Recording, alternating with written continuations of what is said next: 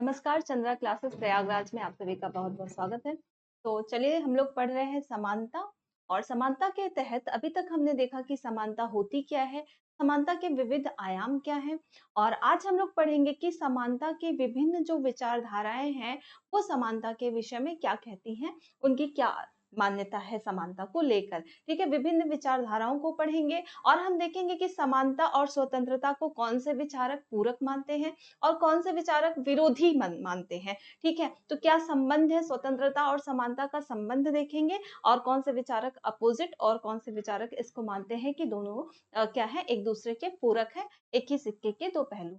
ठीक है, तो पहले आइए स्टार्ट करते हैं कि कौन-कौन से विभिन्न विचारधाराएं हैं जो समानता को लेकर क्या उनकी राय है, क्या वो उसके लिए धारणा क्या रखते हैं। देखिए परंपरागत उदारवाद या जो स्वेच्छातंत्रवादी हैं, ये स्वतंत्रता को कैसे देखते हैं? ये प्रक्रियात्मक रूप में स्वतंत्रता को देखते हैं।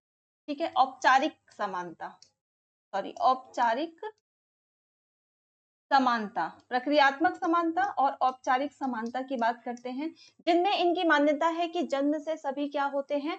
समान होते हैं। ठीक है, और सभी को प्रक्रियात्मक रूप से क्या मिलना चाहिए? समान अवसर मिलना चाहिए। किसी के साथ किसी भी तरीके का कोई भेदभाव नहीं होना चाहिए, चाहे वो कोई भी हो। ठीक है, वही अपोजिट यहाँ देखें तो यहाँ जो आधुनिक उदारवादी या सकारात्मक उदारवादी हैं या समतावादी हैं, ये क्या मानते हैं कि ठीक है अवसर की समता होनी चाहिए। यहाँ पर ये किसकी समता मानते हैं? अवसर की समता को मानते हैं, लेकिन किसके साथ? यहाँ पे संरक्षणात्मक भेदभाव के साथ। ये तात्विक समानता की बात करते हैं। किसकी बात करते हैं? तात्विक समानता की बात करते हैं, जिसमें कि अगर जहां पर जिनके साथ प्राचीन समय में बहुत अन्याय हुआ है, जैसे महिलाओं के साथ या फिर जातिगत आधार पे या फिर श्वेत रंगों के आधार पे जो भेदभाव हुआ, तो वर्तमान समय में उनको वो समानता दिलाने के लिए उनके साथ एक संरक्षणात्मक भेदभाव होगा, अवसर दिया जाएगा, लेकिन उनके साथ एक इस तरीके का भेदभाव मतलब एक ऐसा तार्किक भेदभाव किया जाएगा जिससे कि वो उनको आगे बढ़ने का अवसर प्राप्त हो सके। तो ये इसकी बात करते हैं। ठीक है, उसके बाद अगर हम नारीवादी विचारकों को देखें तो नारीवादी विचारकों में मेरी उल जो है नारीवादी विचारकों की जननी है और वो सबसे पहले उन्होंने राजनीतिक क्षेत्र में मतदान में समानता की बात की, राजनीति में महिलाओं की समान भागीदारी की बात की। उसके साथ ही साथ उसके 2 धड़े हैं, एक तो नम्र उदारवादी जो नारीवादी हैं और एक उग्रवादी नारीवादी हैं, जो कहती हैं कि पितृसत्ता को उखाड़ के फेंक देना चाहिए और जो उदारवादी नारीवादी है वो कहती हैं कि असमानता मिलनी चाहिए राजनीतिक क्षेत्र में, सामाजिक क्षेत्र में। ठीक है, तो इसमें भी मेरी उलिस कैरोल पैटमैन है, बेट्टी फ्रीडन है, ठीक है, कैट मिलेट है, एस लिटिन है, तो ये सारे विचारक नारीवादी विचारधाराओं में हैं। ठीक है, इनको हम देखेंगे। समुदायवादी विचारक कौन है? माइकल वॉलजार। माइकल वॉलजार ये किसकी बात करते हैं? जटिल समानता और सरल समानता की बात करते हैं। उसको हम समझेंगे कि सरल समानता और जटिल समानता क्या है। ठीक है, इनको देखेंगे। साथ ही साथ बहुसंस्कृतिवादी, बहुसंस्कृतिवादी में विल किमलका, विल किमलिका है और भीखू पारिक है। ये किसकी बात करते हैं? ये अल्पसंख्यकों के पहचान की बात करते हैं कि उनको पहचान में क्या मिलना चाहिए? समानता मिलनी चाहिए। ठीक है, उनकी अपनी एक पहचान होनी चाहिए, तो अल्पसंख्यकों के पहचान के रूप में, सांस्कृतिक समानता के रूप में ये समानता की बात करती हैं। ठीक है, विल किमलिका की किताब है कंटेम्पररी पॉलिटिकल फिलोसफी। ठीक है, तो ये याद रखिएगा, विल किमलिका और भीखू पारिक किससे संबंधित है?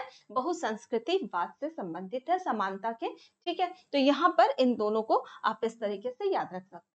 ठीक है, तो चलिए अब हम लोग देखते हैं कि विभिन्न विचारधाराओं में कौन क्या कहते हैं। तो देखिए अरस्तु जो है वो मानते तो हैं प्राकृतिक असमानता को। ठीक है, वो कहते हैं प्रकृति ने सबको असमान बनाया है, तो वो उसी के अनुरूप कार्य करे। ठीक है, तो स्त्रियों को वो तुच्छ मानते हैं, वो कहते हैं वो वस्तु है एक तरीके से, वो जातिगत मजदूरों को, श्रमिकों को, तो वो बहुत असमानता को इस तरीके से वो प्राकृतिक असमानता के पक्षधर है, उसे स्वीकार कर। ठीक है। तो यहाँ पर अरस्तु जो है वो प्राकृतिक असमानता को मानने वाले विचारक हैं परंपरागत में। वहीं प्लेटो जो है वो लैंगिक समानता को मानते हैं, ठीक है, लेकिन प्राकृतिक असमानता को ये भी स्वीकार करते हैं। केवल अरस्तु और प्लेटो में इतना ही अंतर है कि वो स्त्रियों को भी असमान वहां पे उनके साथ भी मतलब कि असमान का व्यवहार करते हैं, ये उनके साथ समानता का। ठीक है, तो चलिए देखते हैं विभिन्न विचारधाराओं में। सबसे पहले हम लोग देखते हैं समुदायवादी विचारक के अनुसार जटिल समानता और सरल समानता क्या है। पहले हम लोग देखेंगे समुदायवादी विचारक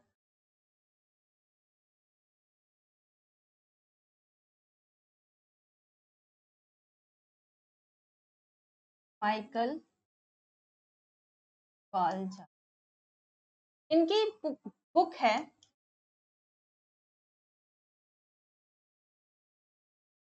sphere of justice defence defence of pluralism and equality.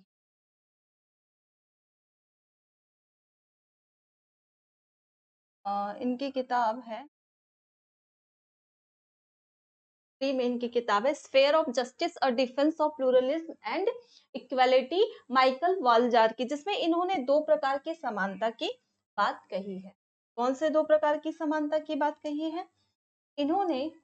एक तो इन्होंने कहा कि सरल समानता होती है और एक क्या होती है, जटिल समानता होती है। ये क्वेश्चन पूछा हुआ है, इंपॉर्टेंट है कि माइकल वाल्जार की किताब ये पुस्तक भी पूछी जाती है और उनके ये भी अवधारणा भी पूछी जाती है कि जटिल समानता का कॉन्सेप्ट किसने दिया। तो यहाँ पर माइकल वाल्जार ने जटिल समानता का कॉन्सेप्ट दिया। ठीक है,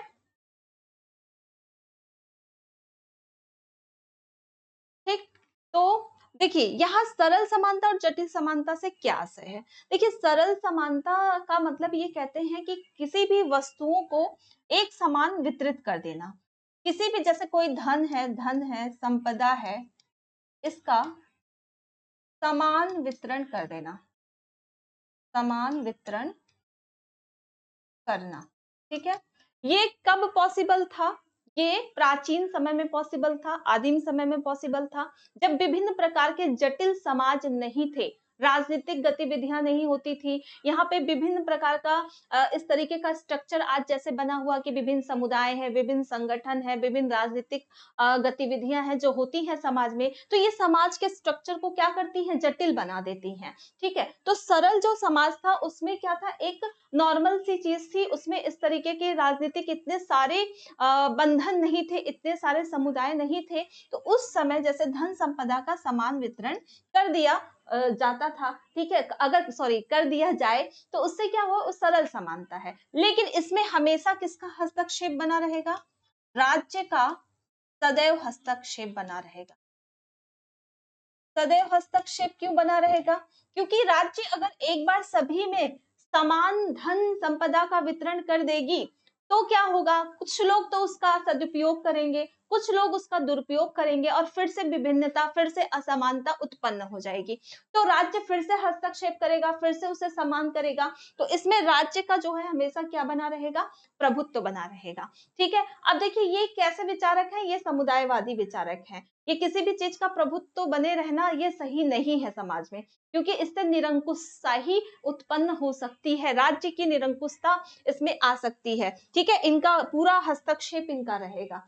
ठीक, अब देखिए जटिल समानता के तहत ये क्या कहते हैं, ये कहते हैं आज का समाज क्या हो गया है, बहुत जटिल हो गया है। यहाँ पे समाज जो स्वीकृति दे उसकी आवश्यकता के अनुसार वितरण करना चाहिए। ठीक है, यहाँ पे तीन कथन है ना कि वो मार्क्सवादी क्या कहता है कि क्षमता के अनुसार कार्य और आवश्यकता के अनुसार वितरण। ये क्या कहते हैं, सामाजिक स्वीकृति की आवश्यकता के अनुसार वितरण। इनका क्या मानना है, सामाजिक स्वीकृति की आवश्यकता के अनुरूप वितरण, सामाजिक स्वीकृति के आवश्यकता के अनुरूप वितरण की बात करते हैं। जटिल समानता का क्या आशय है? ये कहते हैं आज विभिन्न समुदाय हो गए हैं, विभिन्न समुदायों में अलग अलग प्रकार की कैटेगरी वाइज लोग हो चुके हैं। जैसे आज आपका राजनीतिक क्षेत्र है, शिक्षा का क्षेत्र है, परिवार है, पद है, प्रतिष्ठा है, ये दुर्लभ वस्तुएं हैं। ये कैसी वस्तुएं हैं? ये दुर्लभ वस्तुएं हैं। ये दुर्लभ वस्तुएं हैं जिनका बंटवारा कैसे होना चाहिए? इनका बंटवारा एक इस तरीके से होना चाहिए जैसे किसी को क्या मिल गया, किसी को धन, किसी के पास धन संपदा अधिक है, किसी के पास क्या है, धन संपदा बहुत ज्यादा है, तो दूसरे व्यक्ति को जो शिक्षा के क्षेत्र में है उसे क्या मिले? उसे शिक्षा में उसे वो प्रतिष्ठा मिले, वो मान सम्मान मिले जिसको उसकी आवश्यकता है। प्रत्येक व्यक्ति की अपनी अलग आवश्यकता होती है। जैसे किसी के पास जब धन बहुत ज्यादा होता है तो वो चाहता है कि मेरा समाज में एक रुतबा हो, हमारे समाज में लोग हमारी पहचान मुझे जाने, उनके पास क्या हो सकता हो। तो इस तरीके से किसी की, जैसे किसी को शिक्षा के क्षेत्र में उनको उस तरीके का सम्मान गौरव उनको उस तरीके का मिल जाए, परिवार में उनको उस तरीके का स्नेह मिल जाए, पद कोई अधिकारी का पद है तो उसको उस जगह पे उस अकॉर्डिंग वो चीजें मिल जाए, वहां धन ना हावी हो, यहाँ पर परिवार का स्नेह ना हावी हो। मतलब हर क्षेत्र का अपना एक दायरा हो और उसका अपना एक प्रभुत्व हो, लोगों को उस तरीके से चीजें बांट दी जाए। ठीक है, जैसे कि अगर कोई व्यापारी है तो धन का काम केवल बाजार में है। ठीक है, धन का काम केवल बाजार में है, शिक्षा में, राजनीति में नहीं। इनका मानना है कि उसमें धन हावी नहीं होना चाहिए, उसमें जो चीजें श्रेष्ठ है, जैसे राजनीति में राजनीति करना ही ठीक है, उसमें उतना ही धन दीजिए जिससे कि उनकी आवश्यकता की पूर्ति हो सके। धन संपदा केवल कहाँ पे होगी? उसका प्रभुत्व केवल बाजार में होगा। शिक्षा का प्रभुत्व शिक्षा के क्षेत्र में होगा, कोई किसी में इंटरफेयर नहीं करेगा। जैसे पुरुष का अगर प्रभुत्व है तो पुरुष का प्रभुत्व केवल कहाँ पे होगा? सेना में होगा, क्योंकि सेना में इनकी प्रभुता को स्वीकार की जाती है। ठीक है, घर में इनके प्रभुत्व को स्वीकार परिवार में नहीं किया जाएगा। एक जगह में एक व्यक्ति का जहां दायरा है उसको वहीं तक उस चीज को उसका प्रयोग करना है, उसके आगे नहीं करना है। तो वहीं तक, मतलब जटिल समानता में यही जो है दी जाती है कि हर एक को उसके दायरे में रह के उसके कार्य को करना है और जितना उसका क्षेत्र है उतने ही कार्य को उसको करना है। ठीक है, परिवार में स्नेह की आवश्यकता है तो परिवार में ही स्नेह रहेगा। इसके अलावा अगर किसी अधिकारी को किसी पद का सृजन करना है या उसे वहां पे किसी को अपॉइंटमेंट करना है तो वहां पे इस प्रकार का स्नेह नहीं चलेगा। वहां पे क्या होगा? वहां पे आप योग्यता को वरीयता देंगे, वहां पे आप ये नहीं देखेंगे कि हमारे सगी संबंधी है, हम उनको वहां पे क्या करें?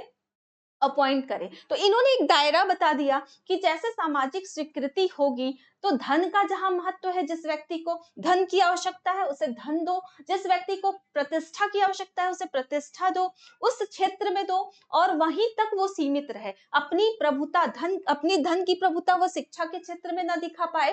ठीक है, शिक्षा वाले अपनी उसकी प्रतिष्ठा को इधर ना दिखा पाए। तो जिसका जितना दायरा है उतने में वो रहे, तो ऐसे क्या होगा? समानता बनी रहेगी। किसी क्षेत्र में जितनी जिसकी प्रभुता है उतने दूर तक वो रहे। ठीक है, ये क्या है? ये जटिल समानता है। ठीक है, ये आज के समाज के लिए प्रासंगिक है, वर्तमान समाज के लिए, क्योंकि ये कहते हैं आज का समाज क्या हो चुका है? बहुत जटिल हो चुका है और आज इसी तरीके की समानता की जरूरत है। ठीक, तो इसमें बहुत ज्यादा राज्य का भी हस्तक्षेप नहीं होगा। ये लोकतांत्रिक समाजवादी विकेंद्रीकरण पर बल देते हैं। ये माइकल वालजार किस पर बल देते हैं? लोकतांत्रिक सामाजिक विकेंद्रीकरण पर। ठीक, तो लोकतांत्रिक सामाजिक विकेंद्रीकरण पर बल देते हैं। यहां से आपको केवल कितनी चीजें याद रखनी है? यहां से इनकी बुक याद रखनी है, स्पेयर ऑफ जस्टिस और defence of pluralism and equality, 1983 में आई। और उसके बाद इनकी सरल समानता क्या है और जटिल समानता क्या है। डीप में पूछेंगे तो यही पूछ सकते हैं कि उसमें उन्होंने क्या कहा, और नॉर्मली पूछेंगे तो सिर्फ आपसे ये एक लाइन पूछ लेंगे कि जटिल समानता किससे संबंधित है, किस विचारक से संबंधित है। ठीक है, तो याद रखिएगा। चलिए अब देखते हैं, ये तो हो गए समुदायवादी क्या चाहते हैं। ठीक, अब हम लोग आ जाते हैं अगले उसमें, और किसको, नारीवादियों को कर ले या फिर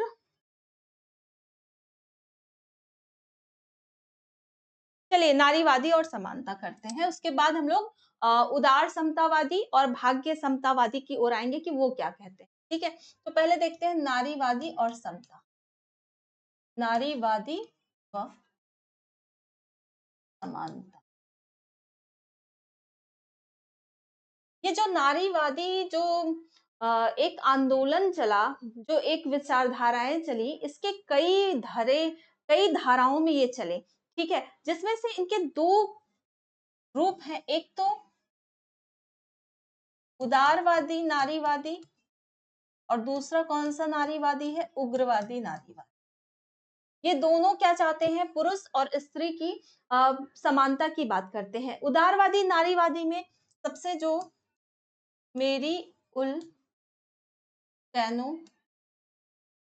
क्रॉफ्ट, ठीक है, ये नारीवादी की जनक भी है। ठीक, इनकी बुक है vindication of the right of women, vindication of the right of women. इनकी किताब याद रखिएगा। ठीक, उदारवादी नारीवादी है, मेरी उल स्टेनोक्रॉफ्ट है, vindication of the right of women इनकी किताब है, जो कि 1792 में आई, 1792 में आई, जिसमें इन्होंने किसकी बात की, जिसमें इन्होंने राजनीति के क्षेत्र में महिलाओं के मताधिकार की बात की, उनके समानता की बात की, कि पुरुषों के समान उनको भी समानता दी जाए। जैसे जब फ्रांस की क्रांति होती है, तो वहां पे जिन अधिकारों की बात की गई, जिन स्वतंत्रता की बात की गई, केवल वो पुरुषों के लिए थी, उसमें महिलाओं के लिए कोई जगह नहीं थी, जिसके कारण वहां की जो नारियां थी, उन्होंने फिर से मतलब एक तरीके से मांग स्टार्ट कर दी। ठीक है, फिर ये आंदोलन धीरे धीरे अपना स्वरूप, मतलब धीरे धीरे इसमें बढ़ोतरी होती गई, और भी विचारकों ने अपनी अपनी राय रखी। ठीक है, अब समानता के, क्योंकि हम नारीवादी नहीं पढ़ रहे हैं, हम समानता पढ़ रहे हैं, तो यहाँ केवल हम देखेंगे कि ये क्या कहते हैं। तो इनकी किताब क्या है, मेरी उल स्टेनोक्रॉफ्ट की vindication of the right of women, ठीक, 1792 में आई। और ये किसकी बात करती है, ये राजनीतिक समानता की बात, राजनीतिक व सामाजिक क्षेत्र में नारियों के समानता की बात करते हैं, कि उनको समाज में पुरुषों के समान ही अधिकार मिले, और इसी का परिणाम रहा कि आगे चलकर विभिन्न पदों पर, विभिन्न राजनीतिक गतिविधियों में, विभिन्न सामाजिक गतिविधियों में महिलाओं को भी पुरुषों के समान क्या मिला, उनको इनकी समानता दी गई, और वो भी कार्य कर रही हैं। ठीक है, अब उसके बाद जो उग्र नारीवादी हैं, वो क्या कहती हैं, इसमें देखिए कैरोल पैटमैन, कैरोल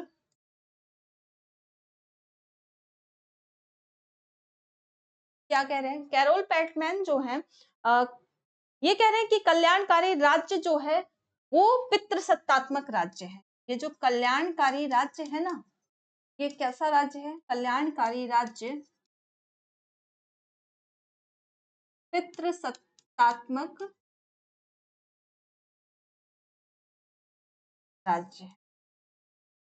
देखिए जो उग्र नारीवादी हैं वो पितृसत्ता को ही हटा देना चाहती हैं। ठीक है, और यहाँ पे उदार नारीवादी क्या चाहती थी, केवल वो समानता चाहती थी, पुरुषों के समान है। ये कैरोल पैटमैन क्या कहती हैं कि जो आज का जो ये समाज है, कल्याणकारी राज्य है, वो कैसा राज्य है, वो केवल पितृसत्तात्मक राज्य है। ठीक है, महिलाएं अभी भी प्राकृतिक अवस्था में है। ये क्या कहती हैं कि ये जो महिलाएं है ना, ये अभी भी किस अवस्था में है, महिलाएं अभी भी प्राकृतिक अवस्था में है।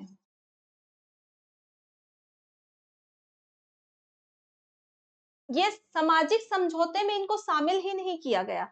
इनका मानना है कि जो जिस तरीके से हॉब्स लॉ रूसे ने जो सामाजिक समझौता कराया, तो उसमें इन्होंने कहा कि महिलाएं जो है ना अभी भी अपनी उसी प्राकृतिक अवस्थाओं में जी रही हैं। इनके साथ तो ये अभी तक इनका कोई राजनीतिक समाज इस तरीके का नहीं बना है।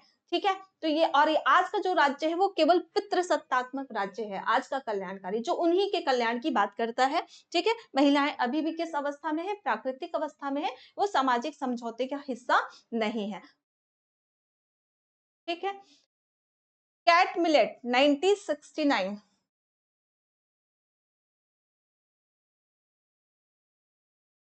कैट मिलेट 96, इन्होंने मैक्स वेबर के आधिपत्य वाले सिद्धांत को लागू किया। मैक्स वेबर के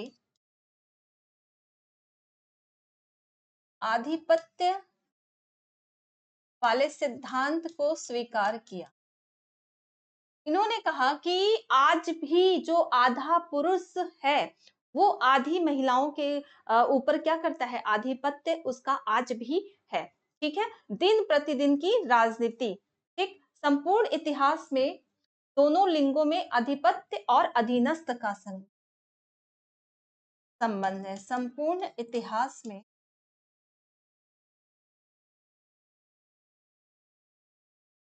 दोनों लिंगों में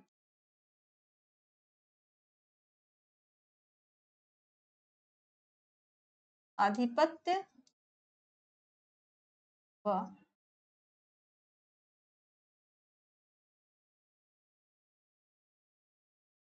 आधिपत्य व अधीनस्थ का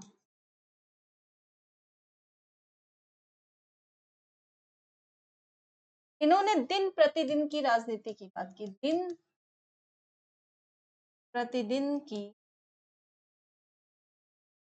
राजनीति जिसमें महिलाओं को कई मामलों में पुरुषों के अधीन कार्य करना पड़ता है, घर में भी बाहर में भी कुछ इस तरीके का वातावरण सेट कर दिया जाता है जिससे कि महिलाएं सदैव उनकी अधीनस्थ के रूप में ही कार्य करती हैं। तो यहाँ पर देखिए कैट मिलेट ने 1969 में दिन प्रतिदिन की राजनीति की बात की और इन्होंने मैक्स वेबर के अधीनस्थ वाले उसको सिद्धांत को स्वीकार किया और इन्होंने कहा कि संपूर्ण इतिहास में दोनों लिंगों में बस एक तरीके की समानता रही है। कौन सा और एक तरीके का ही संबंध रहा है, एक है अधिपत्य जो कि पुरुष वर्ग है और एक अधीनस्थ जो कि कौन है, स्त्री वर्ग है। ठीक है, इनकी किताब है द सेक्सुअल पॉलिटिक्स 1969 में आई। द सेक्सुअल पॉलिटिक्स ये 1969 में इनकी किताब आई द सेक्सुअल पॉलिटिक्स। किताब पूछ सकती है। ठीक है, तो याद रखिएगा इसमें मैक्स वेबर का आधिपत्य सिद्धांत इसमें इन्होंने लागू किया। संपूर्ण इन्होंने कहा कि संपूर्ण उसमें इतिहास में दोनों लिंगों में केवल क्या समानता है, एक आधिपत्य का और दूसरा अधीनस्थ। ठीक है, अब अगली विचारक की ओर हम लोग आते हैं, साइमन द बुआ। साइमन द, ये बहुत ही इंपॉर्टेंट ये भी विचारक है, कैट मिलेट भी है, कैरोल पैटमैन भी है। तो याद रखिएगा कैरोल पैटमैन जो है वो क्या कहती हैं कि महिलाएं अभी भी प्राकृतिक अवस्था में हैं। ठीक है, वो अभी भी किसकी वो हैं, सामाजिक समझौते का हिस्सा नहीं है। ठीक है, वहीं पे क्या कहती हैं कैट मिलेट, क्या कहती हैं, कैट मिलेट कहती हैं कि ये आधिपत्य की बात को स्वीकार करती हैं कि दोनों लिंगों में संपूर्ण इतिहास में केवल आधिपत्य और किसका, अधीनस्थ का संबंध रहा है। द सेक्सुअल पॉलिटिक्स 1969 में। साइमन द बुआ है द पर्सनल इज पॉलिटिक्स, इनकी पुस्तक है द पर्सनल पॉलिटिक्स 1970 के आसपास इनकी किताब आई the personal is politics, Simone de Beauvoir की। याद रखिएगा इनकी किताब। इन्होंने कहा महिलाएं पैदा नहीं होती बल्कि बनाई जाती हैं। इनका स्टेटमेंट है महिलाएं पैदा नहीं बल्कि बनाई जाती। उनको कह कह कर ये एहसास दिलाया जाता है कि वो क्या है, महिलाएं हैं। उनको हर बार ये बताया जाता है कि आपको ये सीखना है क्योंकि आप क्या है, आप एक महिला है। तो इनका साइमन द बुआ कहती है द पर्सनल इज पॉलिटिक्स। ये कहती हैं कि जो पर्सनली जो लोग मतलब शुरू से एक ऐसा वातावरण बना दिया गया है समाज में जिसमें महिलाओं को इस तरीके से ट्रीट किया जाता है कि उनको ये एहसास दिलाया जाता है कि वो क्या है, महिलाएं हैं। ठीक है, एक लिंग के रूप में, वो स्वतंत्र रूप में नहीं, वो जब पैदा होती हैं तो वो इस तरीके से जकड़ी जाती हैं कि उनको ये एहसास दिलाया जाता है कि वो क्या है, वो क्या है, वो महिला है। ठीक है, वही वो कहती हैं कि वो पैदा नहीं होती बल्कि क्या होती हैं, बल्कि महिलाएं बनाई जाती। ठीक है, तो बेट्टी फ्रीडम कहती हैं कि उनको नाम और पहचान की समस्या। बेट्टी फ्रीडम कहती हैं कि महिलाओं से संबंधित मिथक है, महिलाओं से संबंधित कुछ मिथक हैं और इनकी समस्या किसकी है, पहचान की समस्या, पहचान की। ठीक है, बेट्टी फ्रीडम। ठीक, ये क्या कहती है कि महिलाओं से संबंधित कई प्रकार के मिथक जो हैं वो समाज में फैलाए जाते हैं कि महिलाएं घर परिवार संभालने में ही अच्छी लगती हैं, महिलाएं जो हैं कई प्रकार की मतलब उनकी शादी इस उम्र में ही हो जाए वरना चेहरे की सुंदरता चली जाती है। मतलब ये कई प्रकार से इन्होंने ये बताया कि महिलाओं के से संबंधित इतने सारे मिथक बना दिए गए हैं कि इस क्या है, उनको अपनी पहचान की ही समझ, उनकी सबसे बड़ी समस्या यही है कि उनको एक स्त्री के रूप में उनको एक स्वतंत्र पहचान उनकी नहीं है। ठीक है, उनसे संबंधित बहुत सारे मिथक समाज में फैलाए गए हैं। ठीक, उसके साथ ही साथ और एक विचारक हैं जो इससे समर्थित है उग्र नारीवादी में, एलेस्टीन, पब्लिक मैन और प्राइवेट वोमेन। इनकी किताब है एलेस्टीन की पब्लिक मैन और प्राइवेट वुमेन। इनकी किताब याद रखिएगा। ये भी किससे, इनसे देखिए आपसे ये पूछा जा सकता है कि उग्र नारीवादी विचारकों में कौन कौन सी है। तो बेट्टी फ्रीडन है, कैरोल पैटमैन है, कैट मिलेट है, एलेस्टीन है। किताबें पूछी जा सकती हैं तो याद रखिएगा मैरी वोllस्tonecraft की vindication of the right of women, vindication of the right of women, नारी अधिकारों का औचित्य, हिंदी में उस किताब के नाम है नारी अधिकारों का औचित्य। ठीक, उसके बाद आपकी है साइमन द बुआ द पर्सनल इज पॉलिटिक्स 1970 में। कहा, उन्होंने कहा कि महिलाएं पैदा नहीं होती बल्कि बनाई जाती। बेट्टी फ्रीडन ने कहा कि महिलाओं से संबंधित मिथक फैलाए जाते हैं, उनकी पहचान की समस्या है। एलेस्टीन की किताब है पब्लिक मैन और प्राइवेट वुमेन। तो ये सारी चीजें हैं जो फैक्ट जो आपसे उसमें एग्जाम्स में पूछे जा सकते हैं। ठीक है, चलिए अब आते हैं अगले विचारक की ओर।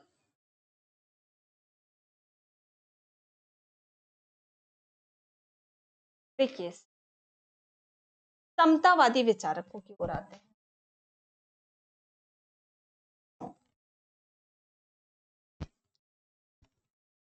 समतावादी, देखिए समतावादी विचारकों में हमने समतावादी विचारकों को पढ़ लिया है। समतावादी विचारकों में हमने किससे पढ़ा, एक तो हमने पढ़ा जॉन रॉल्स को पढ़ा, एक हमने पढ़ा अमर्त्य सेन को पढ़ा, माथा नसबॉर्म को पढ़ा, बॉर्म को पढ़ा। उसके अलावा हमने डोरकिन को पढ़ा। डोरकिन का हमने पढ़ा था कि किस प्रकार से इन्होंने बताया कि संसाधन के वितरण के रूप में समानता को स्पष्ट किया। अमर्त्य सेन और माथा नसबॉर्म ने सामर्थ्य को बताया, इन्होंने सामर्थ्य को बताया और इन्होंने संसाधन को बताया। ठीक है, और जॉन रॉल्स ने कहा कि प्राथमिक वस्तुओं का किस प्रकार से वितरण किया जाए। ठीक है, विभेद के आधार पे इन्होंने बताया कि किस तरीके से समाज में किसी भी वस्तु का वितरण किया जाए, जिसमें इन्होंने कई अपना पूरा सिद्धांत प्रस्तुत किया है। न्याय वाली इनकी किताब है और जस्टिस एज फेयरनेस है, द थियरी ऑफ जस्टिस है, जिसमें इन्होंने सारा कुछ बताया। अब देखिए इसी में समतावादी में एलिजाबेथ एंडरसन ने कहा कि भाग्य समतावादियों को नाम मतलब कुछ विचारकों को इस भाग्य समतावादी वाले में कैटेगरी में रखा है। किसने? एलिजाबेथ एंडरसन ने। एलिजाबेथ एंडरसन ने कुछ विचारकों को कौन से कैटेगरी में रखा है? कुछ विचारकों को भाग्यवादी, भाग्य समतावादी, भाग्य समतावादी, भाग्य समतावादी। ये इंपॉर्टेंट है, यहां से आपसे पूछा जा सकता है कि भाग्य समतावादी विचारक कौन कौन से हैं, या एलिजाबेथ एंडरसन ने किनको भाग्य समतावादी की कैटेगरी में रखा है। ठीक है, तो यहाँ पे आप इनका याद रखिएगा, डुओर्किन को, रोकोस्की को, रोमर को, डुओर्किन को, रुकोस और रोकेवस्की को, डुओर्किन को, रोकेवस्की को,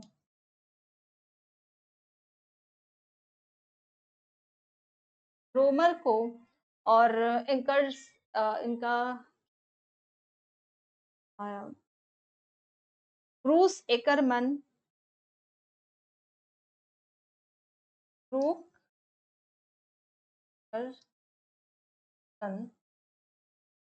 ब्रूक एकरसन और अर्नेशन को, और अर्नेशन। ठीक, यहाँ पे देखिए डोरकिन और ओकेवस्की और रोमर और ब्रूक एकर्शन और अर्नेशन। खासतौर पे डोरकिन, रोकोवस्की और रोमर को तो एकदम याद रखिएगा, ये तीन विचारक आपसे पूछे ही जा सकते हैं कौन भाग्य समतावादी है। भाग्य समतावादी ये क्यों है? क्योंकि ये कहते हैं कि कुछ लोगों को ना ईश्वर ने ही इस तरीके से बना दिया होता है कि उनका वो दुर्भाग्य होता है, जैसे दिव्यांग जन जिनको ईश्वर ने इस तरीके से बना दिया होता है कि वो किसी कार्य को योग्य होते हुए भी करने में शारीरिक रूप से क्या होते हैं? असमर्थ होते हैं। ठीक है, तो यहाँ पे डुओर्किन का हमने पढ़ा था जब कि किस संसाधन वितरण के बारे में जब हमने पढ़ा, तो वहां पे हमने देखा था कि उन्होंने किसकी बात की थी? बीमा योजना की बात की थी। ठीक है, तो यहाँ पर हम देखेंगे कि डुओर्किन को थोड़ा सा और यहाँ डिटेल में हम देखेंगे कि यहाँ पे ये और क्या बात करते हैं। ठीक है, तो इनकी तीन चीजें ये बताते हैं, नीलामी ऑक्शन, बीमा योजना और ईर्ष्या परीक्षण। डुओर्किन का है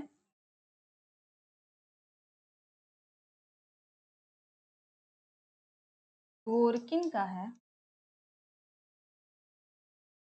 बीमा योजना, नीलामी,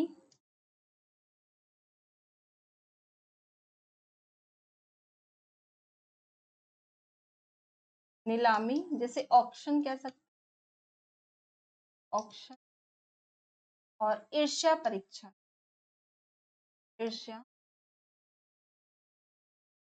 परीक्षण।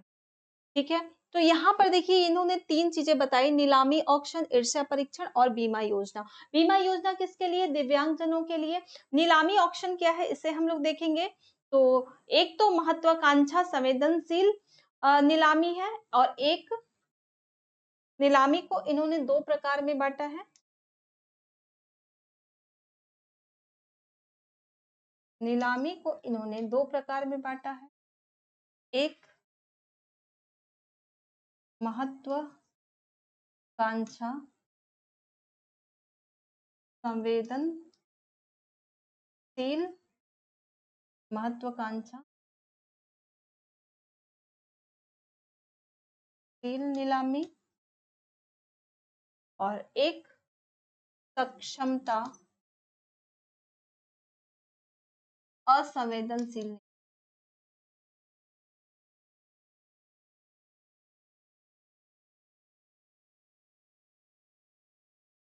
महत्वाकांक्षा संवेदनशील नीलामी में क्या होता है कि जब किसी को पैसा बांट दिया जाता है, धन संपदा या संसाधन का जब वितरण समान कर दिया जाता है, तब उसमें से कुछ व्यक्ति उसका सदुपयोग करते हैं और कुछ व्यक्ति उसका दुरुपयोग करते हैं। ठीक है, तो ये उनके महत्वाकांक्षा संवेदनशील नीलामी के तहत आता है। सक्षमता असंवेदनशील में क्या है कि इसमें प्राकृतिक रूप से ही वो असमर्थ होते हैं, इसमें इनका क्या जुड़ा होता है, दुर्भाग्य जुड़ा होता है, जिसे ये क्या कहते हैं, ब्रट लक का बात, इसके इसमें से इन्होंने ब्रट लक की बात की है, ब्रट लक की बात की है, बुरे भाग्य की बात की है। ब्रट लक ये किससे संबंधित शब्द है, ब्रट लक, ये इनसे डुओर्किन से संबंधित शब्द है, याद रखिएगा, डुओर्किन से संबंधित शब्द है ब्रट लक। ठीक है, तो सोरेन वर्चू जो किताब है वो किसकी है, वो भी डुओर्किन की है, हमने पहले भी पढ़ा है। तो सोरेन वर्चू याद रखिएगा किताब। ब्रट लक किससे संबंधित है, डुओर्किन से संबंधित है।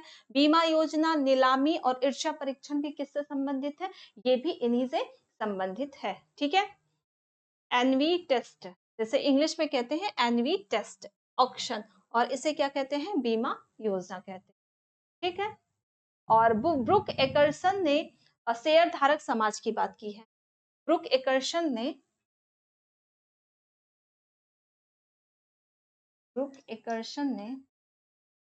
इनसे संबंधित शब्द को याद रखिएगा, शेयर धारक समाज की, शेयर धारक समाज किससे संबंधित शब्द है, तो ब्रुक एकर्सन से संबंधित है। परीक्षा में प्रश्न आ जाए कि बीमा योजना, नीलामी और ईर्ष्या परीक्षण, या तीनों में से कोई एक शब्द आ जाए कि किससे संबंधित है, तो डुओर्किन से संबंधित शब्द है, इसे भी याद रखिएगा। भाग्यवादी समतावादी कौन से विचारक हैं, तो डुओर्किन है, रुकोस्की है, रोमर है, ब्रुक एकर्सन है। ठीक है, ऐसे कुछ विचारक हैं जो किससे संबंधित हैं, तो उससे भाग्यवादी समतावाद से संबंधित विचारक है। ठीक है, तो ये चीजें कुछ हैं, याद रखिएगा। डुओर्किन बड़े महत्वपूर्ण विचारक हैं, संसाधन के वितरण की बात करते हैं, संसाधन की समता की बात करते हैं।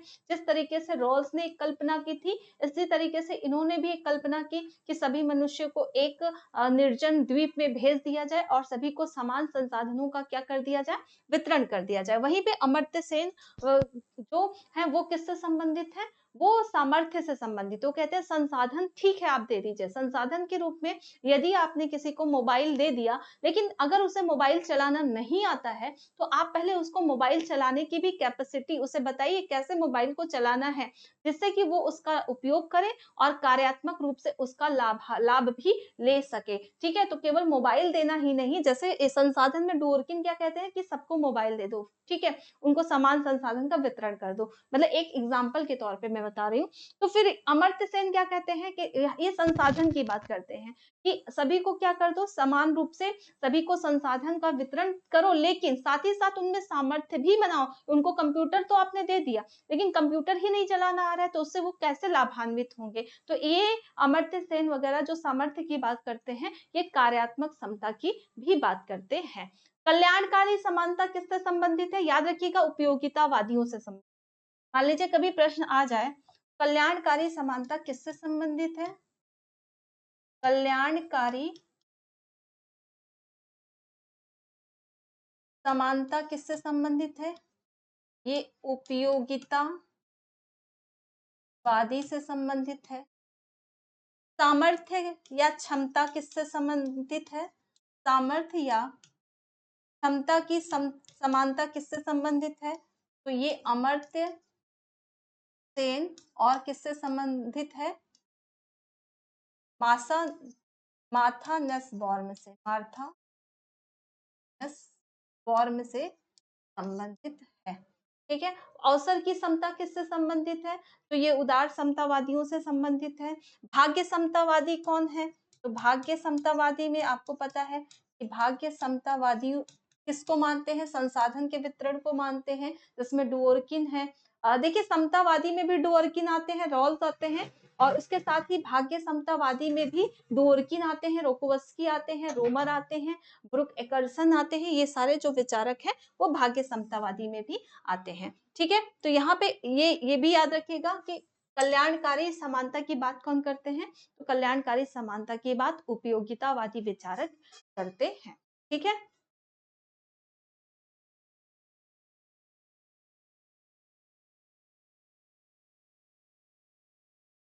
फिलिप ऑन पेरिस बुनियादी आय की बात करें।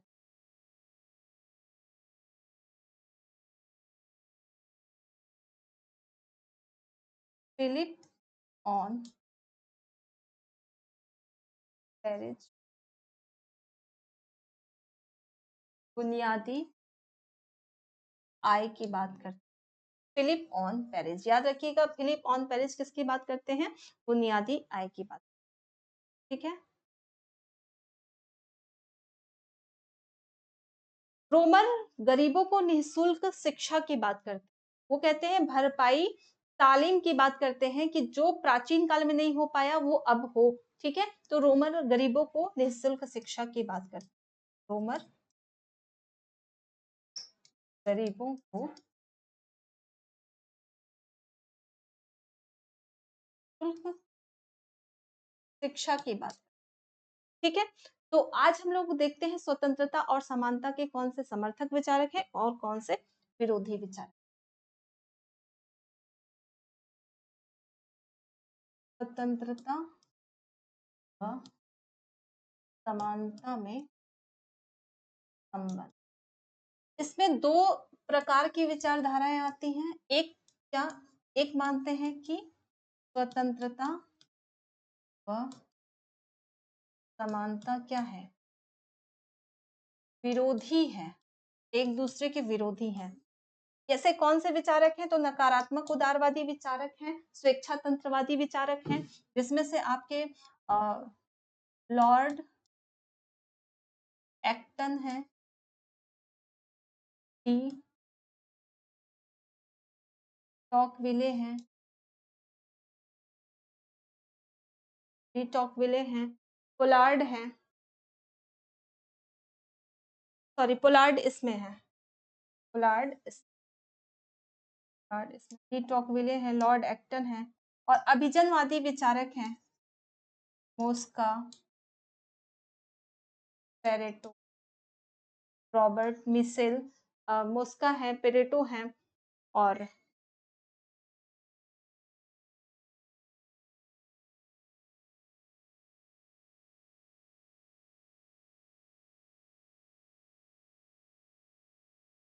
D Tocqueville, Pareto, Mosca, Michels, Hayek, Berlin, Nozick, Michels, Hayek, Berlin और रॉबर्ट नॉजिक, ये विचारक हैं जो समानता और स्वतंत्रता को क्या मानते हैं? विरोधी मानते हैं। और वही सकारात्मक उदारवादी हैं जो समानता व स्वतंत्रता को क्या मानते हैं? पूरक मानते हैं। कौन है? पोलास्की, मैकफर्सन, टॉनी है, एच टॉनी है, और रॉल्स हैं। ऐसे कुछ विचारधारक हैं, Tawney, Laski, Macpherson, Rawls, Barker, Hobhouse, Barker है, हाउस है, ग्रीन है, रूसो है। ऐसे कुछ विचारक हैं जो क्या मानते हैं? समानता और स्वतंत्रता को एक दूसरे के पूरक मानते हैं। तो याद रखिएगा यहाँ पर कौन से विचारक हैं जो विरोधी मानते हैं? तो यहाँ पर लॉर्ड एक्टन है, डी टॉकविले हैं, मोस्का है, पेरेटो है, मिचेल्स हैं, और ये अभिजनवादी विचारक हैं। ये हेयक, बर्लिन, नॉजिक, ये स्वेच्छातंत्रवादी विचारक हैं। वही समानता और स्वतंत्रता को पूरक मानने वाले विचारकों में कौन है? तो लास्की है, एच टॉनी है, बार्कर है, हॉब हाउस है, ग्रीन है और रूसो है। तो लास्की का एक बहुत ही महत्वपूर्ण कोटेशन है कि जहां पे इन्होंने कहा है कि समानता और स्वतंत्रता में कैसा संबंध है? समानता स्वतंत्रता के बिना एक क्या है? एक खाली गुंबद के समान है, एक सीमित गुंबद है। समानता स्वतंत्रता के बिना, समानता स्वतंत्रता बिना एक सीमित गुंबद है, और स्वतंत्रता समानता के बिना अर्थहीन है। ये किसने कहा है? ये लॉस्की ने कहा। ये कहा है समानता स्वतंत्रता के बिना एक सीमित गुंबद है और स्वतंत्रता समानता के बिना समानता के अर्थ। ठीक है, यहीं पर देखिए डी टॉकविले क्या कहते हैं? डी टॉकविले कहते हैं कि डी टॉकविले कहते हैं कि जब ये लोकतांत्रिक समाज ने समता को इतना ज्यादा बढ़ा दिया है कि इससे स्वतंत्रता को हानि हो सकती है। ठीक है, इस प्रकार से ये बहुमत के तानाशाही की बात करते हैं। ये बहुमत की तानाशाही की बात करते हैं। इनका कहना है कि लोकतंत्र के आने से इतना ज्यादा इन्होंने समानता को स्थापित करने का प्रयास किया कि स्वतंत्रता खतरे में पड़ गई है और इन्हीं का अनुकरण फिर बहुमत की तानाशाही जो है, जो इन्होंने कॉन्सेप्ट दिया, इसी को जेएस मिल ने आगे बढ़ाते हुए इसका पूरा विस्तार से वर्णन किया। ठीक है, लॉर्ड एक्टन ने कहा कि समानता जिस झरोखे से आती है, लॉर्ड एक्टन समानता जिस झरोखे से प्रवेश कर जिस झरोखे से प्रवेश करती है, स्वतंत्रता उसी खिड़की से उड़ जाती है। खिड़की से उड़ जाती। ये कोटेशन भी याद रखिएगा, लॉर्ड एक्टन का है। डी टॉकविले किसकी बात करते हैं कि जैसे लोकतंत्र में जिस तरीके से समानता को स्थापित करने का प्रयास किया जा रहा है, जिससे कि स्वतंत्रता खतरे में पड़ गया है, और ये बहुमत की तानाशाही की बात करते हैं। लॉर्ड एक्टन समानता जिस झरोखे से प्रवेश करती है, स्वतंत्रता उसी खिड़की से उड़ जाती है, इनका कोटेशन है। लास्की ने क्या कहा कि समानता स्वतंत्रता के बिना एक सीमित गुंबद है और स्वतंत्रता जो है वो समानता के बिना अर्थहीन है। ठीक है, तो यहाँ पर ये कुछ विचारक हैं जिन्होंने अपने मत दिए। ठीक, और हॉब्स हाउस ने कहा कि समानता के अभाव में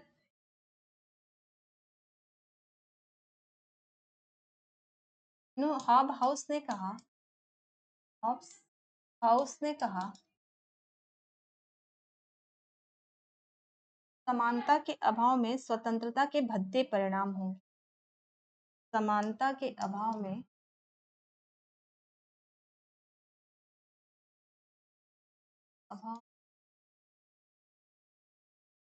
स्वतंत्रता के